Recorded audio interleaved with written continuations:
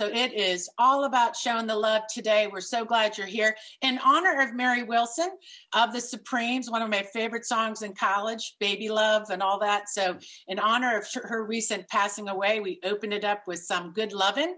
And also we have some, it's freaking the Chinese New Year today. It is President's Day. It is also the day that NAACP was founded. So we're going to be talking about empowering Black business and women-owned business today. We have showing the love through advocacy. So we're so glad you're here. First, I want to get started introducing my awesome team. We have behind the controls over there, Ambassador of Buzz, Stair Calhoun. Welcome, Stair. And we have Robin, Zeph, Warner, postcards for Virginia. And she is making it happen, the show wizard today with a little technical difficulty. But we're going to be able to do it. And then today, Briana Sewell, special MC. Are you here, Briana? I am here. Awesome. Good to be here with you. So yeah, I'm so glad you're going to be the special MC. Krista, I think she went on a cruise. Krista Jones. No, I'm teasing. She's not on a cruise, but. Well, we're so glad you're a candidate in 51, House District 51. Yes, down in Prince William County, excited to run. So you're bringing the Prince William love today. So we're going to have a great show. And we do have the delegate, Kathleen Murphy, that's going to be talking shortly. And also Delegate Dan Helmer. Both are really advocates of gun violence prevention and Moms Demand Action. Just love these two delegates. So I am going to toss it right over to Briana to start us up. And we're just going to switch things up today because guess what? It's crossover. Oh, not crossover. It's like the start of the new session. The bills are going. And so these delegates have to leave. So Briana, take it away with Kathleen. And if we could put Dan up on the screen too. Sounds great. And again, thank you for having me. We're going to launch right in, just as Catherine referenced, because there is special session. So we're so fortunate to have Delegate Murphy here with us. And I am going to launch right in. Delegate Murphy, since assuming office in 2015, has worked tirelessly to disarm domestic violence and was able to effectively push through legislation through the House. And most recently, just yesterday, there was a transition over to the judiciary. So I'm going to turn it over to Delegate Murphy to offer further insight and updates. Thank you so much for being with us. Thank you. It's nice to meet you, even online. So when I first ran for the House of Delegates, I ran on the issue of guns, even when people told me I would lose, because I lost a brother to gun violence, and to me, it's personal. Every single year that I have been in the House of Delegates, I have offered a bill to take guns out of the hands of repeat violent domestic abusers. There are so many of us who want to accomplish this goal, that the bill sometimes has my name on it, and sometimes it has Eileen's name on it, and sometimes it has Mike Mullen's name on it, but we're all working together for the same goal. And it's the same thing this year. I am offering another bill. It's HB 1992 this year. We passed the one that Mullen put forth, and that was 1004. That was last year, I think. But it's rare that we can actually get these and bring them home. When my bill goes over, it passed in the House, and it's to take guns out of the hands of domestic abusers. But when it goes over to the Senate, you have somebody like Morrissey or something who will object to it on the grounds that it violates somebody's civil rights. Well, I say it violates a woman's civil rights every single day. She gets the crap knocked out of her by a guy who that's just the way he operates. And so we have this gun bill. It passed the House. We have had some remarkable successes since Democrats have taken over the control, the majority. We've passed background checks. We've said that We've passed red flag laws. We've said that you have to report it if your gun is lost or stolen. We have reissued the 1 gun a month limit. We've made it a class 6 felony for someone subject to a protective order to knowingly possess a firearm. That was my bill with Mike Mullen. And we have classified it as a misdemeanor for someone to leave a loaded gun on a table and walk out of the room if there are children present. And you see those kinds of things all of the time. So if you have any interest in seeing my bill pass 1992 on the Senate side, start calling your senators, because they defeated Barbara Favola's version, which was a little bit different than mine. Mine is a class 1 misdemeanor, and hers was a 3. They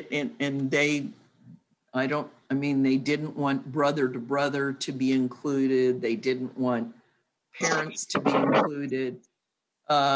It's just a battle. It's an unending battle that we have to go through. And we are determined that this bill will pass. Excellent, excellent. So going along that line, we also see that we have Delegate Helmer in the room. I know you've also been such a strong advocate. Catherine, do you want me to, do we have time to pose a question, or do you want to take it from here? You're muted. Extraordinary. And I think that this run, yes, Why don't you just let Dan Catherine, speak? you're still muted. Oh. Dan can introduce himself. I can, but I always defer to Catherine. I know I'm smarter than to step on Catherine's introduction. Catherine's Catherine, still having We're having a little bit of a technical glitch, but as a result, I'm just going to launch in. So Delegate Helmer, it is so great to be here with you as well. Catherine has this amazing introduction that she wanted to share, but we all know that you've been a fierce advocate for gun safety and gun violence along the way. And you've done a great deal of work in the House since being elected, have been quite effective and working in partnership with Delegate Murphy, as well as so many other members of delegation. So I want to launch right in and give you the chance to speak, as we know that you all are very busy and session is underway. Yeah, well, I am thank you, Briana, and I am very excited too that maybe I'll get to call you a colleague very soon. So we're rooting for that, and I'm so excited to see so many friends here. It's been a few. So it hasn't been that long. I feel like I was on one of these power lunches a month or two ago, but I miss seeing you all in person. I can't wait till we can do that safely. And of course, I know I'm here to talk about gun violence prevention, but I will say that making sure we can go and see each other in person safely, reopen safely, get our kids back to school safely, there is nothing more important. And so we are working our butts off down here to make sure we can do everything on that front that's possible. But also, we are not going to take the foot off the gas on our progressive priorities to make sure that we are a fairer and better and more equitable Commonwealth, and one in which we lift everybody up, in which we keep everybody safe. And gun violence prevention is a huge part of this. I know my good friend Kathleen has just talked about her bill, and I urge you, get on the phone and call your senators and tell them to pass the damn bill, because it is nothing okay with the idea that a family member who poses a danger can have a firearm. So let's get that done. And then we've got a few other bills over there that I'd love to see. So Delegate Simon has the ghost gun bill, as you guys know, with 3D printing. We now can print all of the components of a gun, and it is fundamentally untraceable. The term we have for this in policy is nuts. So let's go ahead and not do nuts. And let's go ahead and make sure we have a reasonable approach that says that when you do things that are dangerous and untraceable and can kill people, that it's illegal. So that's over there. We also have a couple of more common sense pieces of gun legislation. We've got Delegate Lopez's bill, which closes what's called the Charleston loophole, because we think it's also nuts that if you go and try to buy a firearm and the background check doesn't come back in 3 days, that all of a sudden we can just sell you the firearm because a background check isn't done. So we did all this trouble to pass background checks. Right. Why wouldn't we go ahead and make sure that you actually get the background check before we go ahead and give you a firearm? So that's the next one. The difference for all of these bills has been the Democratic majority. And this is an election year, guys, and we're going to have to fight for every seat. And we've got 5 people running for other things. These are seats that gave us the majority. And now we're going to have to go and re-win the majority. And so we really need your help, because these gun bills can't pass without the Democrats being in the majority. Yes. Oh, guess what, Dan? I got my voice back. I hear you. Can you believe it? That's amazing. This was the quietest meeting I'd ever been on, Catherine. I'm so sorry. I know. And what was really freaky is we've had since the beginning technical issues, the first time ever on our Friday Power Lunch, but good thing that what we are is prepared. So it was terrible. I couldn't talk to you. I was just my screen was frozen. I am like super sad about this. I mean, you know, usually there's one person on each of these calls with more energy than me, and her name is Catherine White. And here she was gesticulating and talking in silence. We don't let Catherine White be silenced on a call. You know what it was? It was like an Italian purgatory. But anyways, thank God I had Briana here, you know, as our co-host this Friday. So first of all, I like to say thank you to both of you. And I know that you are you know, in this craziness over there with getting these bills passed. And one thing I love about Dan is supporting your race when you first started to run is that your background, you're a veteran, you've used these weapons of war, and you can really speak to why they shouldn't be on the street, correct? I don't argue with you ever, but that's also right. Yeah, that's 2 veterans. Right. But I know that if we want to just wrap up this section, if there's any questions in the chat, I really can't see those. Any good ones, Briana? I would like also to tell you that when this is over, well, I'll send you the names, Catherine, of the people who are going to be on the committee who's going to hear my bill. Okay, awesome. And you guys can harass them. Well, we will do good. We call it making good trouble. Yes, we do. And I see Lisa Sales here, who always makes good trouble. And Lisa does make good trouble for sure. About women, yeah, women, and especially domestic violence. And I think that we have to get past this. I think for you guys, I could say to my group, I could speak for my group in this room: be bold. You will get the energy of the grassroots if you are bold. If I see a lot of times where these bills aren't passing, there's just this kind of dancing around on some of these subjects. If you're bold and do the right thing, people will be energized to come back and vote again. And I really want to send that message with you guys in the room. And I know these gun bills are difficult, but you know, it's so important you're here. And maybe just 30 seconds each of a wrap up. And Briana, did you find a good question before? No, people are on it in the chat. So instead of asking questions, they are strategizing in the chat about who they need to contact in the Senate and to make sure that they can push through House Bill 1992. We know that the judiciary is about to look it over, and they have already selected a list of 5 targets. So people are on it. Thank you so much, Delegate Murphy, for sharing your lived experience and why that was really what led to your passion of pushing for that legislation. Just as Catherine just mentioned, it's leading and being bold in your leadership. And both Dan and Delegate Murphy, you guys both, Delegate Helmer, I'm sorry, you're a friend, so I naturally want to refer to you as such. It's like when my wife calls me Daniel Isaac Helmer. Like, that's how I feel like when you all call me Delegate. Today. I feel like I'm in trouble. You know, what do you need? I really need to jump in real quick. Is that okay? Yeah. If you start a precedent, Kathleen, go ahead. You're a friend. Then I just have something to add. Kathleen Murphy, my doppelganger name person. At any rate, we have the Virginia Grassroots Coalition has put out a call to action, and we did target Morrissey, McPike, Sproul, Lewis, and Mason. Are those Well, we have Luisa doing the grassroots report right now. So no, but Kathleen's the expert on this. So oh, good, Kathleen, go. No, I've been on these calls with almost all of these people. The Morrissey just will try and defeat all our bills. I'm not really sure why that is. And you have to tell McPike that he needs, if he's going to get reelected, he needs to come out and fight for gun violence prevention. I mean, is there anyone else that we should focus on as well from these five? That's what because I feel like we got sort of caught flat-footed. We were told to focus on, there were 3 senators and they ended up voting for it. And then it's going to go to a subcommittee first and to get to the big committee. I've already talked to Chap Peterson.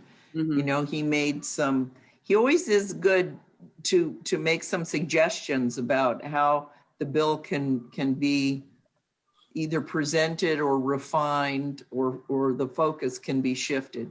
Mm-hmm. So Chap Peterson, talk to Chap, make sure he stays with us. Right. We do. Okay. Because we have to get it out of the sub, but then if it goes into the full committee, you have to be making those calls as well. Right. Yeah. Well, thank you. Kathleen, do you have anything more, friend? Because I know I know. I've got to get Kathleen. Before Delegate Murphy drops off, I just wanted to let you know that the Virginia Sexual and Domestic Violence Action Alliance just sent out a note to get behind this bill. And as someone who helped write HB 1004, working with Senators Howell and Sasla, feel free to use my testimony from 1004. Well, 1004 was my bill as well. Yeah. Right. And Senator Favola too was involved, I think, in that one. Well, Favola and we let Mike Mullen be the front man on that because as a lawyer, we figure he could beat up Todd Gilbert better than I could. I don't know about that. I don't know. Well, I don't know about that. But so before we pitch it over to Luisa, who will do the roundup about what's going on for our priorities, I want to thank you, Kathleen and Dan, for coming. And Dan, thanks. A quick reminder from your friend, make sure you're ready for Valentine's Day. Don't forget it. I'm going to do my best. I'm going to do my best to stay out of trouble. I got to keep I got to keep all the women in my life on you know, my wife, the network Nova. I got a lot of women to make sure stay on my side. So definitely want to start with my number 1 fan though. You better start with your number 1 and no excuses. And Kathleen, no excuses. I was reminded by Catherine. I feel like I feel I got it. You got it covered. I have to tell you that Dan Helmer is one of my number 1 friends because he is supportive of me always, and he is helpful, and he stands by me 100%. So he is number 1 in my book too. So secret Valentines are exposed in the power lunch. We know secret Valentines. So make sure you guys send some Valentines on the House floor and send some love to about this bill, everybody in the room. And with that, thank you so much, Delegate. Go back to work. And Luisa, it's on for a few minutes. Thank you. So we got a lot of great information on those gun bills. Obviously, there are a number that we're still considering, which is fantastic news. I'm going to share in the chat again our link for our priority bills. Unfortunately, the bad news is we did not get as many passed out of each of the chambers as we would like. So we're now in crossover, which means we are now dealing with the bills that did pass at least one of the chambers so far. One thing I want to note is the coalition is going to keep looking at those bills that didn't pass and use those as important talking points for our elections coming up this year. So some of those bills that we're going to keep looking at and wondering why is it that our Democrats aren't supporting them include campaign finance reform, paid family medical leave, the National Popular Vote Compact, etc. So just don't forget those because those are going to be important going forward.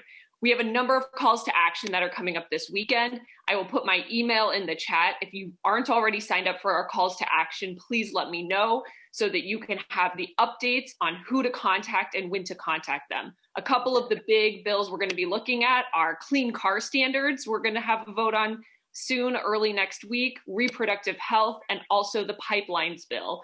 So we're excited to be able to push our legislators to vote the right way.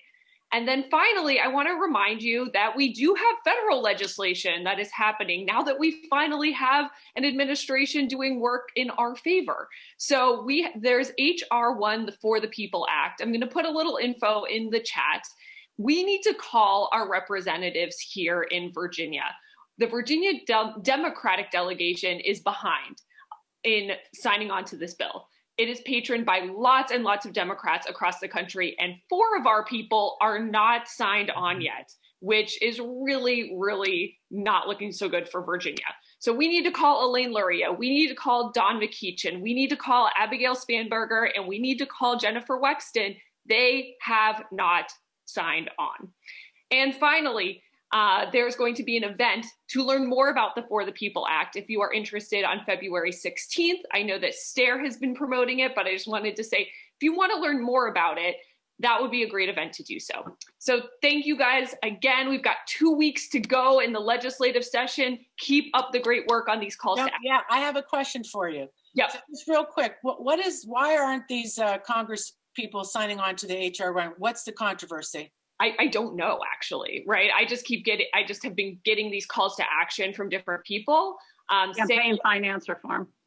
Is it campaign finance? Oh, is it the campaign finance reform? Thank you. Yeah, put it in the chat and put any links, what we need to do for that. Thank you, Lisa, for that. Like, what the heck? Campaign finance is just this ongoing drumbeat of a problem that we have in Virginia. And I think we're just going to be hearing it over and over again. But this is something that, we have 3 of our House of Representatives, people who have signed on, right? Beyer has signed on, Connolly has signed on, and Scott has signed on. If they can sign on, why can't our 3 women sign on? I don't know. Help get elected. Plus, what's Don McEachin up to? So we need to hold these people accountable. They are our representatives. No, I agree. And so before you go to the shameless, I love that you have your early backers Zoom up. Thank you very much. And so, because we had a crazy start today, I want to announce that, put a little bit of us in the room, a little love, that people have been showing our show love, and you could become an early backer. And it's, you get special perks and a little bit of special love, because this early money has helped us do some really great stuff and good technology that just didn't serve us well today. But in general, we'll put that in the chat. So we thank our early backers. Actually, early backers should have got a love letter. And if you got a love letter, raise your hand, because you should have got one in the mail. We did send all our early backers a Valentine's card today. So we try to do special things. So if you want to learn more, you can click on that link. And also go to our YouTube channel and like our YouTube stuff, Robin, if you can put that in there. Because we just really have great content and we have great guests, and we really want to make sure that we give them the love they deserve. So thank you, Luisa, and enjoy the rest of your day and weekend, and show the love to somebody in your life. We will kick it over now to the national look of gun violence. We have with our here Chelsea Parsons. Welcome, Chelsea. How are you? We're so glad you put up with us. You're a new friend. You're a expert on gun policy from the. I'm also a Virginia resident, however, so I am part of the group here. Yeah, from the Center of American Progress, and I got her to come on the show, just sort of saying, hey, Neera Tandem's our friend, and maybe you'll be our friend too, but we're so grateful you're here. I know your kids are home with you, so I know moms are doing double duty in the pandemic. So what I'd really like to talk to you about when we talk about gun violence on the national view of this is a bigger picture, a little bit of the history, the background, how we got here 300 million guns later, the racist edge to this, also about equity and some of the policy. So that's a lot to tackle, but we hope that you can do it. This is your area. So thank you for being here. I'm also known to talk fast, so I think maybe I can get through a lot of those things. I think how we got here, look, we have an unbelievable number of guns in private civilian hands in this country. It's impossible to know exactly how many, and that is by design, that is on purpose, and that is the result of decades of lobbying by some of our neighbors in Virginia, down in Fairfax. And so, we are currently in the situation where we have hundreds of millions of firearms, and at the national level, a relatively weak system of oversight of those firearms. And as a result, we have staggeringly high rates of gun violence and gun deaths in this country. We have, rates of gun homicide in this country that are 20 times higher than our other peer nations. And how are we different from those nations?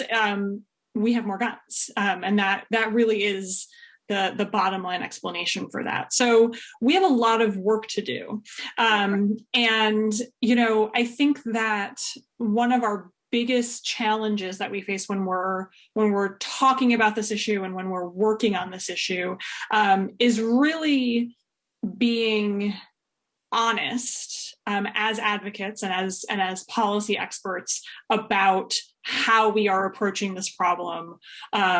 What aspects of the gun violence issue are we centering, and what are the perhaps unintended consequences of some of the solutions and policy proposals to address that problem that we need to deal with. And to just be explicit, I think that for many, many years, advocates have put forward proposals to address gun violence that unfortunately have the impact of contributing to mass incarceration and kind of over-policing in communities of color. And that is, while that has never been the intent, frankly, the intent doesn't matter when you look at the ultimate impact. And so what we're really trying to do in this current moment is figure out, first of all, let's understand the problem. So when we talk about gun violence, what are we talking about? And we're actually talking about a number of different problems, right? We're talking about, like Delegate Murphy was mentioning, domestic violence and the impact of domestic abusers having access to firearms. We're talking about gun homicides that are increasing during the pandemic in many urban areas around the country, and are occurring in communities that have interlocking systemic challenges and issues around systemic racism and policing and underinvestment in community and economic challenges and all of these things that it can be really hard to parse out and figure out how do we address them. When we talk about gun violence, we're talking about suicide. And this is a piece that is often overlooked, but 2/3 of gun deaths nationally are suicides. And so when we are talking about gun violence, we need to be very specific about what particular piece of this problem are we focusing on when we're crafting a particular policy solution. And so there's a lot of work to do, and I'm really excited about the opportunity to work with this Congress, with this administration, to actually have people who ran on this issue, who embrace this issue, and who view it as both a moral imperative, but also as a politically smart position and place to be. So that's kind of a very big overview of, I think, where we are. What do you think too with this, the Biden, the new administration? In your point of view, have you looked at their policy, what their stand is, or what they really think they can get on the federal level that will help the states kind of move on certain issues? Or they're... Yeah, I mean, the Biden campaign had a very, very progressive and comprehensive campaign platform around this issue. And I think that they're taking a very smart approach to it, which is not to just focus on Congress and not to just focus on legislation, because while we can pass lots of great bills in the House, the Senate is going to continue to be a real challenge. And we're going to keep doing that work. But where we are right now, it's going to be a really big challenge. And so a big part of President Biden's campaign platform was focused around increasing federal funding that's available to support local community-based violence intervention and prevention programs. And President Biden promised a $900 million investment to provide that federal support to programs that are working at the most local level to address both the kind of ultimate acts of gun violence, but also kind of the root causes of gun violence that happens in some communities. And we know that these programs that are built by community, supported by community, are very effective at reducing gun violence when they are properly supported. And unfortunately, what you see is very uneven support. You kind of, it's year to year. Can you fight to get money in the annual budget, right? And so I'm just going to play through. I've got kids. I'll play through. You know what? My dog is barking too. So I was wondering if my dog was barking because your dog was barking. But that's not me. No, I'm laughing because there's always a fox that comes around. But it was interesting this morning. I was at a meeting early with a friend of mine, Kate, that runs Rowan Tree. And it just so happens one of the leaders of Moms Demand Action was there, which is, the most awesome group. Moms rose up and decided to take action. We have Brenda Moss here who will speak about and share her story. And what we're seeing is that there is this, disproportionate impact right now during the pandemic also, where you see that children are now not in school. So they're like, there's not the gun violence that we have seen kids have to deal with, but it's statistically still very small. But women of color in different communities are still, they're losing their sons, they're losing life, there's suicide, there's still crime.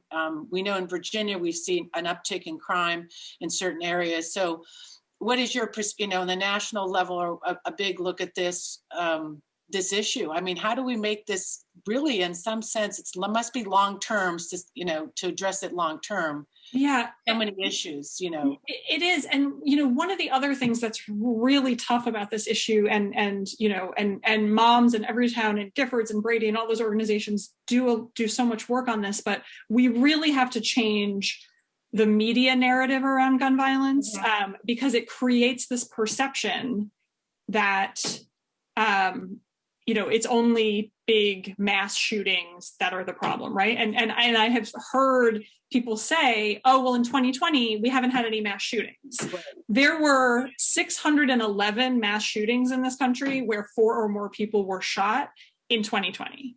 Wow. Nobody has heard of any of them, right? Because these are the kinds of shootings that happen in places like Baltimore, right? Yeah. And it's not viewed as the same kind of problem. And there's clearly a racial element to that public narrative that we have about gun violence in this country. And that is, I think, a foundational problem in all of our work to make policy action and change on it. No, I think, you definitely hit that on the head. It's funny. I think it's like we have in America, this gun issue. It's a normalization, a glorification of just, of violence from the very beginning. I mean, I told you before when we were talking, and my, feeling is just the idea of slavery, people they had guns. Everybody wanted a gun to hold down when you have to take over it, from indigenous people to slavery. People felt like they needed to be armed. And I think it really stems back in our history of racism. And unless we really see it that way, it's hard to make sometimes progress if you can't see that it's really it's part of our culture.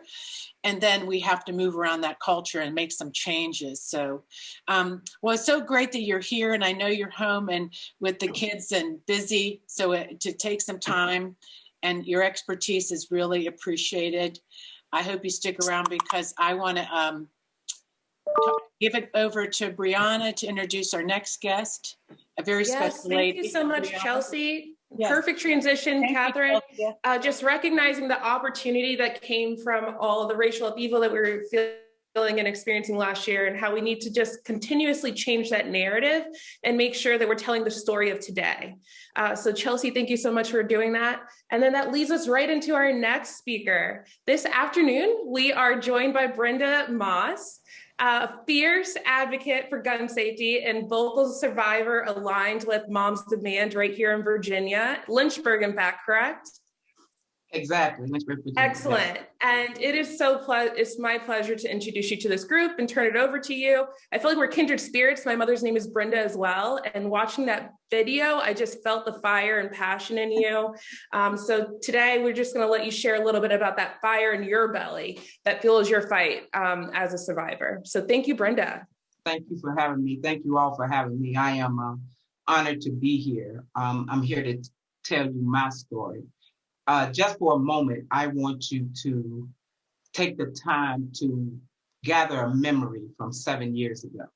Just any memory that you can gather. Just take that moment and gather that memory in your mind. And maybe it brings a smile to your face, or maybe it brings tears, or maybe it makes you think that you could have done something different. But just for a moment, think about something that happened 7 years ago.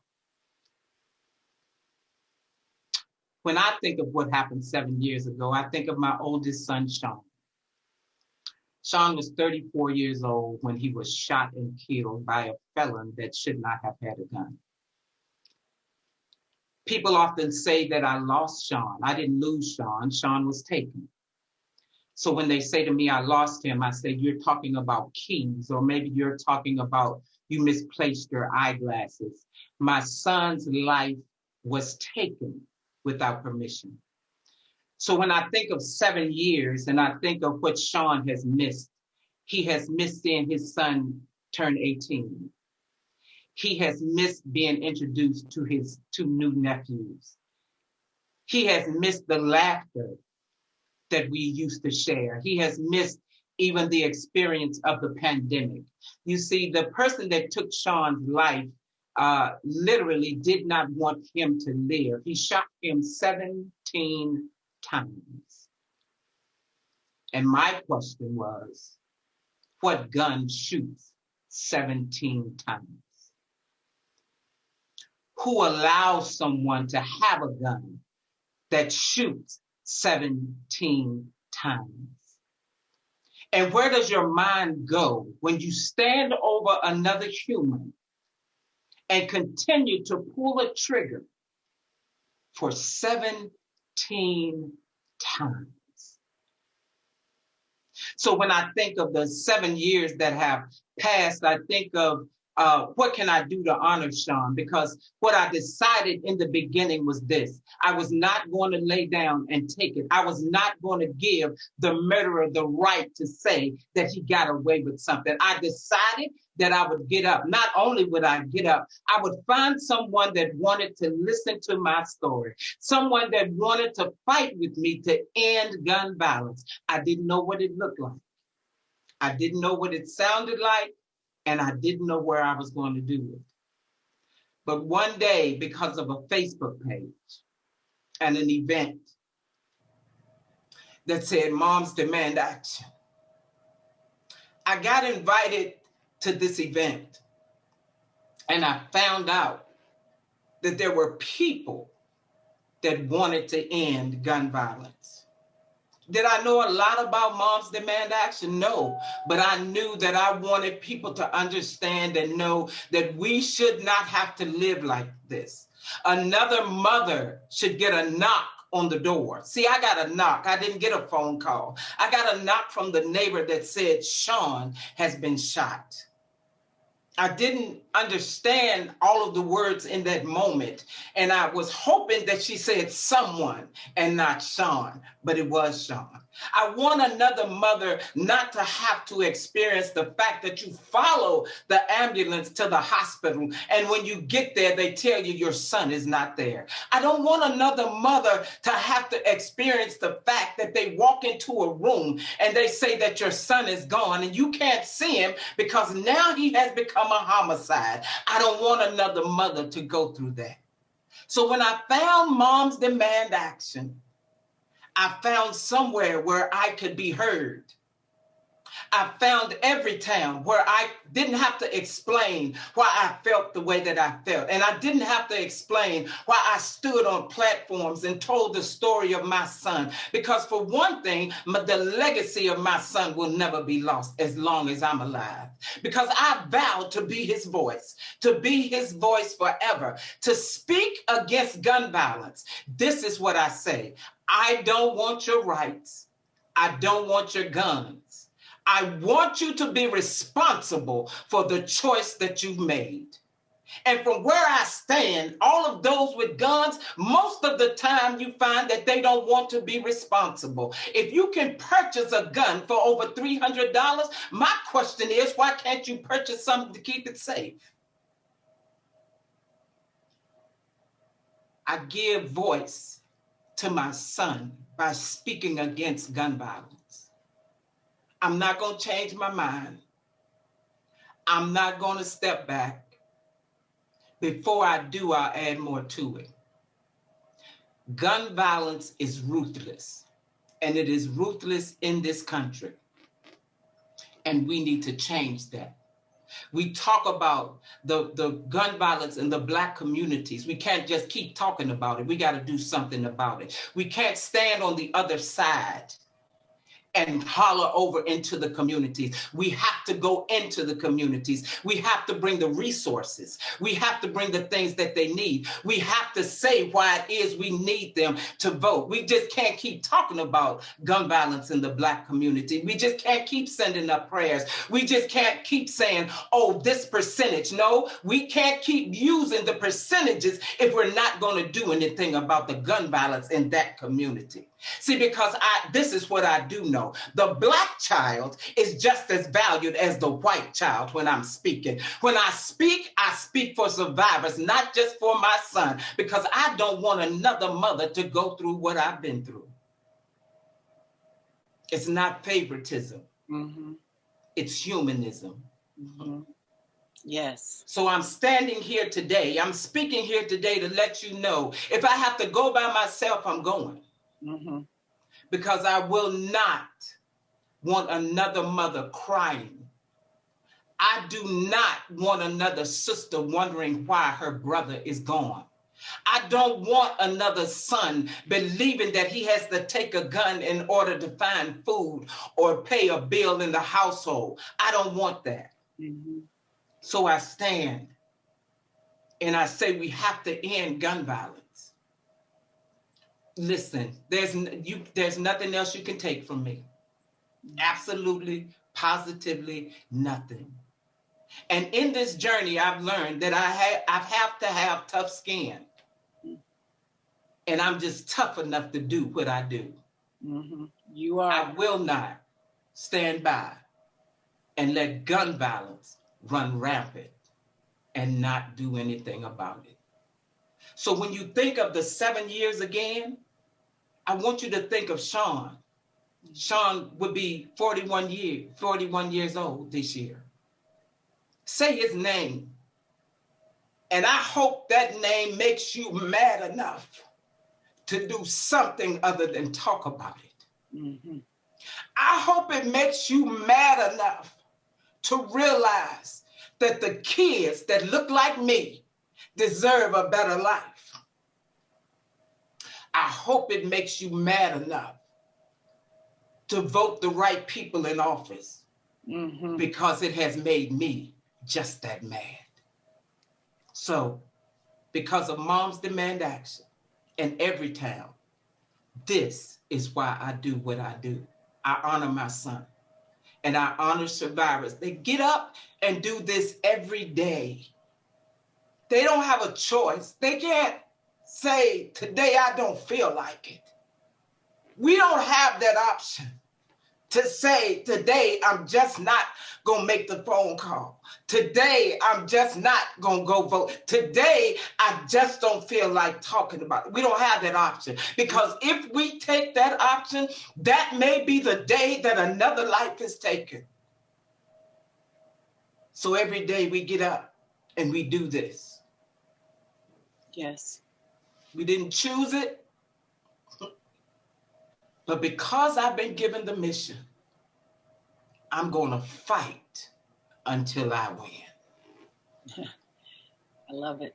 Such powerful words, Brenda. And thank you so much for being so vulnerable and sharing of your lived experience with each of us. I don't think there's a single person on this call right now who was not touched by you. And I'm barely holding back tears after hearing you speak with such conviction.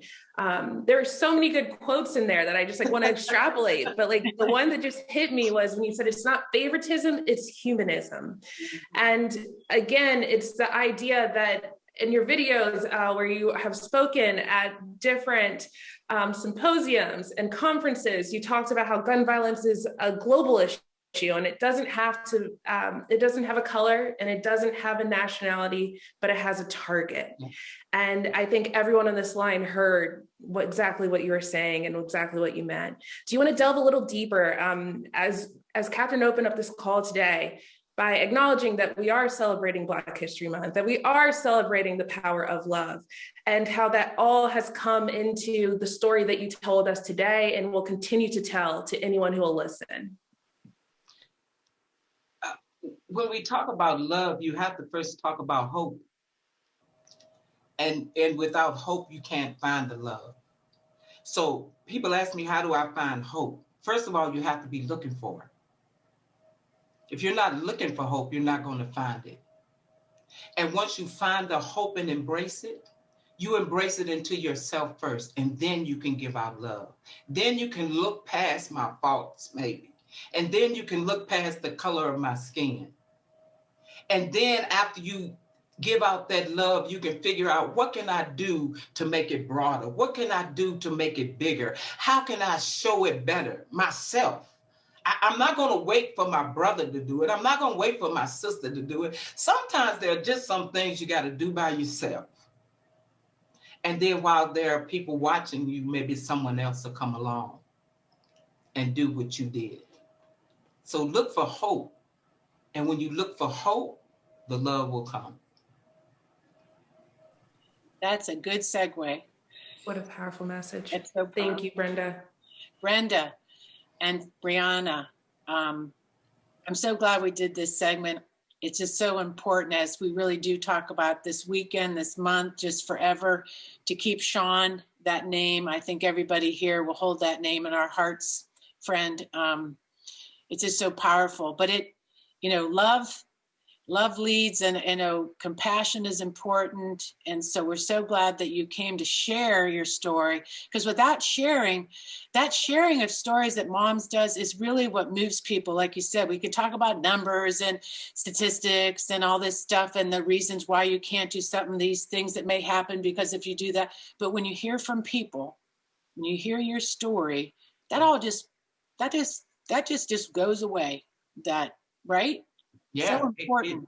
It literally goes away when you hear the story, when you can see the strength in the story. Because it takes strength to tell your story. That's your loved one. That was my oldest son. Mm-hmm. My oldest. Not that it would matter if it was my youngest, but it was my oldest, my first one. Mm-hmm. So when I tell that story, it has a different level of loving in it. Mm-hmm. Because that's my oldest son. And with all the things that I've done and spoken, and the greatest thing that I could have ever did for Sean was to start a foundation in his honor. And are you doing work just before we move on to the next segment of also showing love with some advocacy we have around that with Holly Siebold is here from Bras, and she does work with women that need feminine products and also bras and underwear that need them, can't afford them, or incarcerated. So it's really about keep showing the love to each other around these issues. But in the sense of what you're doing now, your project on wellness, are you doing something in Sean's honor that you could put in the chat that we could support you? Can you talk about that? Absolutely. I started a foundation, and it's called the Sean Moss Wellness and Growth Foundation, SWAG for short, just in case you can't remember that. SWAG for short. And we do different projects. During the Christmas, we do the Angel Tree. But right now, I understand that need doesn't stop in December. It doesn't stop. So for from February to October, we're rolling out a new program called the Storehouse. And what the Storehouse is when we find a family or an individual that needs anything. It doesn't matter what, whether it's their electric bill, utilities, laundry, detergent, whatever it is, we want to meet that need as part of that foundation. So you can become involved with that through the foundation. You can email me at Sean Moss 2014. No, swag 2014, Sean Moss at gmail.com. But I'll put it in the chat. Put it in the chat, because then what we'll do is we put it in the readout, so we know that so everybody on this call in our show, that what we do really well is Stare and others summarize what we've done in here, and then you get an email. So if you can't find the information, a couple days you will get it all, so you can definitely support that. So Brenda, thank you, and Briana, and we're going to move on to Holly. And I hope you stay in the room and we could show some love to Holly. Holly, are you here? Where are you at, girl? There you are. I'm here. How are you doing, Holly? And Hi, everybody. Thank you so much for the invite today. And where are you at? Is it snowing behind you, or where are you at home? Yeah, no, I'm at home. I think my windows are just a little dirty. Well, let me just set you up here a little bit, Holly, and then you could talk about what you do. But it's really great hearing and supporting also what you've done. I met you so many years ago. You saw a need and you filled it, and with women's feminine products and bras and underwear, and you have been a success forming this nonprofit. And so we're so excited. We're a sponsor for your new upcoming fundraiser. I hope you talk about Network Nova we're a silver bead sponsor for your wonderful, crazy fun, by the way, fundraiser you usually have around Mardi Gras. So thank you for being here, and just give a few minutes, tell your story and about your fundraiser so we could support you too. Great. Thank you so much again for the invite to be here today. I think did Brenda leave already? I think she's here. Yeah. Okay. It's an honor to follow her. Just grateful for her to share her story, and then her advocacy efforts are incredible and something that we all look up to. So thanks and everybody who's been on the call today. Thank you for including me. So essentially, I started bras about 6 years ago now, because speaking of the resources that people need, there was a gap in resources. We were finding that food was something that was being donated off in clothes, gender neutral items, but one of the things that was being left out and most in need and most requested in shelters and pantries and schools were menstrual supplies and undergarments. There was nobody in the area that was doing this. I had read an article about women up in New Jersey who were struggling with it. So that's why I initially reached out to find an organization here that was specifically fulfilling this need, and there wasn't. And so it was also, and then it was at that time that I also realized that legislatively, the needs were not being met by public policy or by our government. Pads, tampons, they were not included in SNAP, WIC. You couldn't use food stamps to purchase them at the grocery store. They're heavily taxed. So, it was just the access to these products, it was and still is very difficult. So, just quickly started collecting them, donating them to local shelters, soon expanded to schools. Our mission still remains the same today, 6 years later. However, we're also providing these supplies to children in foster care. We work with Comfort Cases and some other programs where the children who are in transition are able to access these products. We work with shelters that house formerly incarcerated women who are, trying to readjust and get jobs and enter the workforce. So we make sure that they have supplies that they need. We also work with immigration agencies and different groups that making sure that immigrants are being taken care of as well. Well, if I can interrupt for a second. Sure. Well, the detention centers always worried me. And I have to say, I'm glad you reminded me about the policy. And I remember you down on the floor fighting for that. I never even thought about women in jail not having access to products. That was shocking to me. So, I mean, I think most of us on this call wouldn't even realize when you go to jail, you're not giving these products. Well, hopefully now they are. No, but you changed that. You really changed the conversation for me. I was like, what? Like, a couple of years ago, it was Delegate Kay Corey's bill required that all prisons and jails provide menstrual supplies to women who are incarcerated. Because what they were doing before that is, I mean, and in all fairness, a lot of it might have just been ignorance, not knowing. A lot of the people who are in leadership correction system are men. So they were giving them like a few pads a month, certainly not enough for a cycle. And the tampons were in the commissary for purchase and at an absorbent amount of money. I mean, this was like, it was not realistic for people who were incarcerated. And so the bill specifically said that they can't charge women anymore for tampons, and that the pads have to be unlimited, and an unlimited amount of pads. And then there also needs to be a selection, a diversity. They need to diversify the type of pads that are being offered. And so, that was passed a couple of years ago, but we still struggle with the accountability, and we have part of our group. We have a committee that is working with different church groups and other folks who go inside the prisons to make sure that the women are getting what they need. We work with formerly incarcerated women to kind of get a grasp on what's happening now in the jails.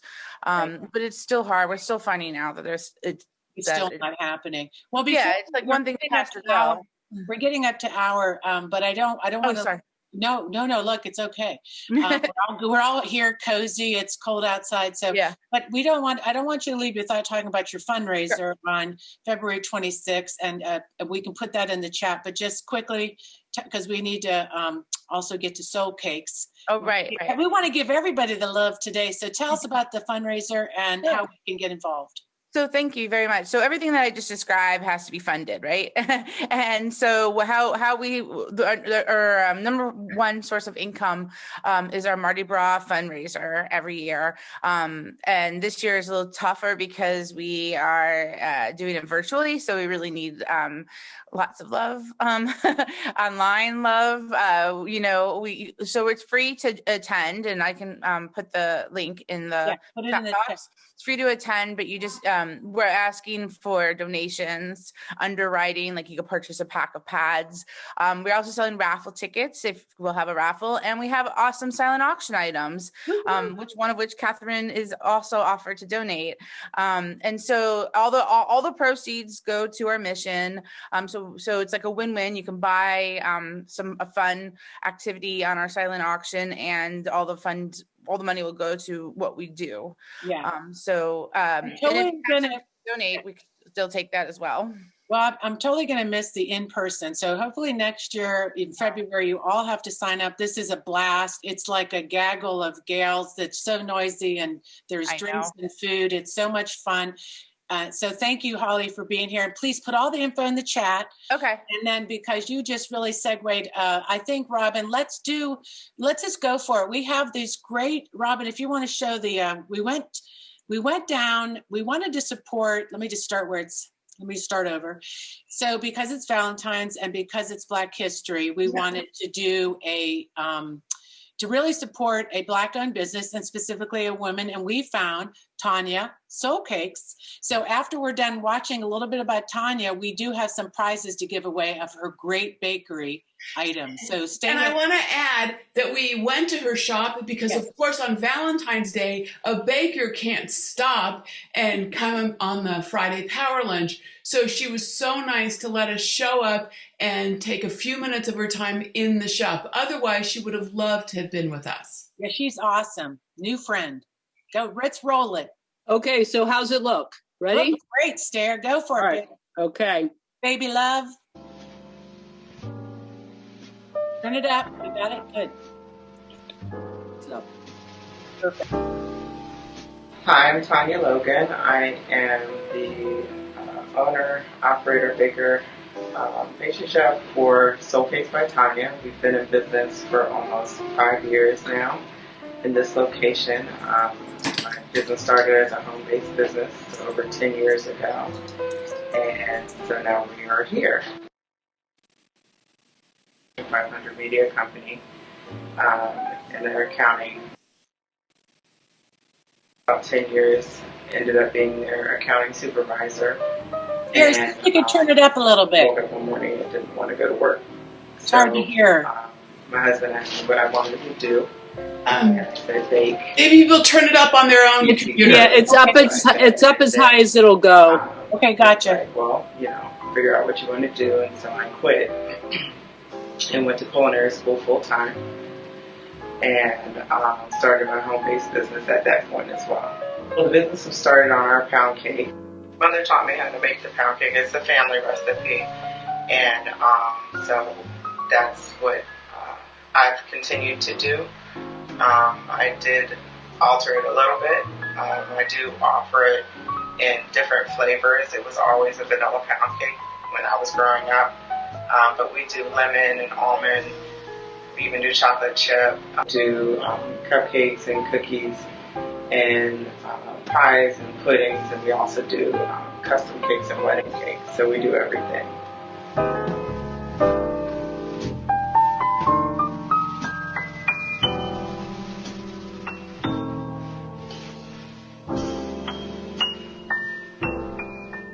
The cookies are here.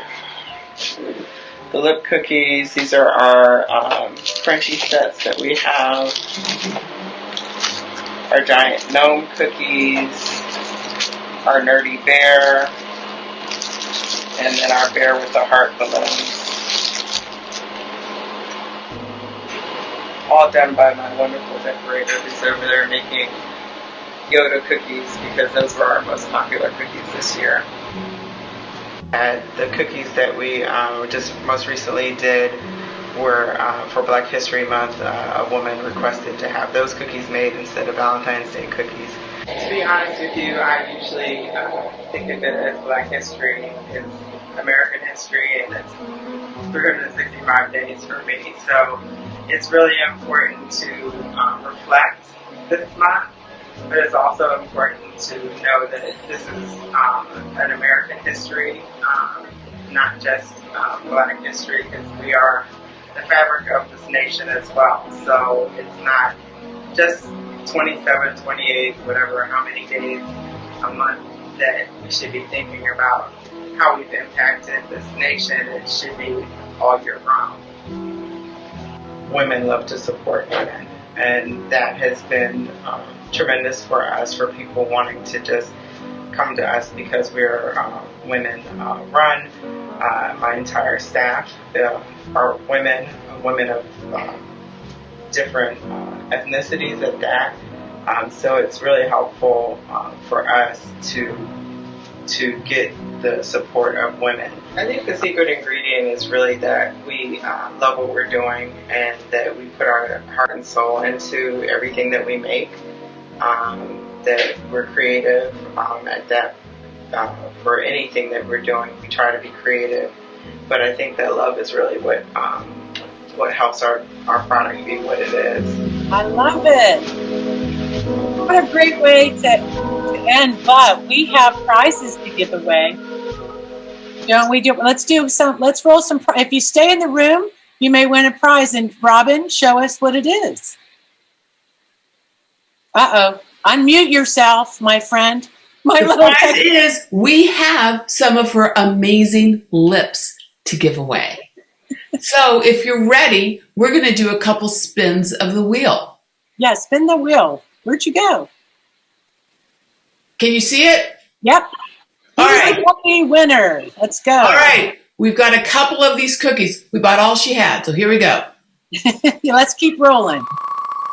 And if you win, put your name and address in the chat so we can mail it to you. Yeah, send it to one of us, Stare Robin. And Devin. And Devin, you got a lip cookie. All right, we're going to roll again. Here we go. We're rolling for these great lip cookies. Put your address and send it in the chat to Stare. Okay, who is the winner? Bonnie Beckett. Bonnie, put your address, send it to Stare. Everyone privately send your address to Stare. Here we go. Ready? One more? The screen is blurry, but we'll trust that you're telling us the right names. Okay, so spin again. Go. Got it. Woohoo!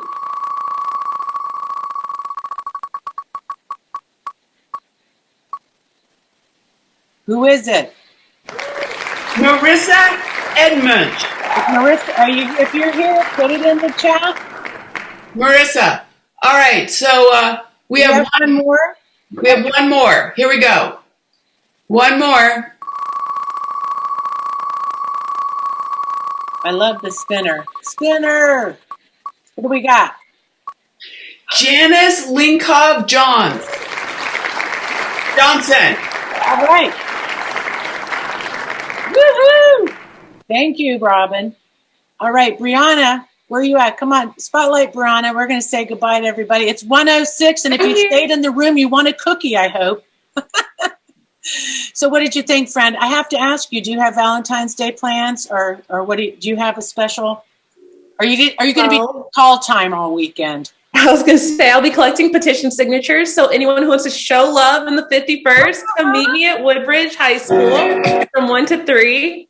But yes, like honestly, today has just been such a beautiful way to enter into this weekend to highlight not only the love for one another that we all show, but more importantly, how we even get to the point where we interact with those elected officials. So we kind of told the story backwards.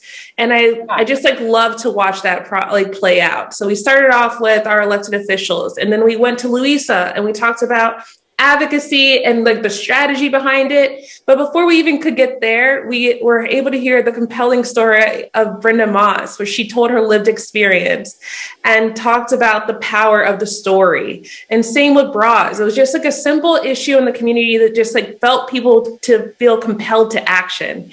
And I think that that's all why we're here on this line. So what better way to enter into this meeting with all of you? Tanya, what's cool about Tanya and the cakes is that I just started looking, and I would never found her as a friend, and now she's the same thinker we are. She's like, women owned.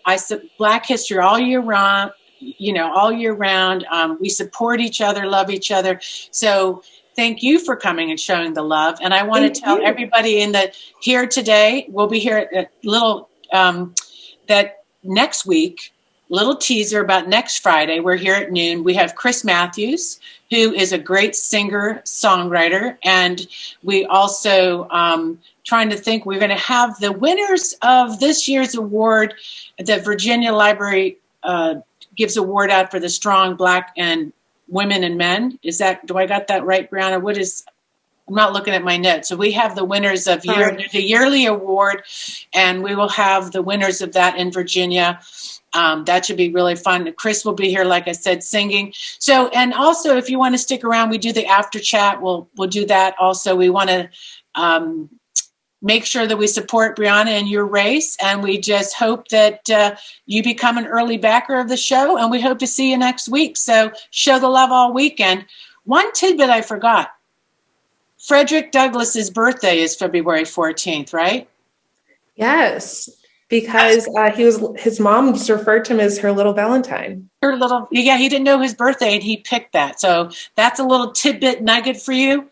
Happy Chinese New Year, the year of the ox, good for logical thinkers. So thank you all for being here, and let's roll it.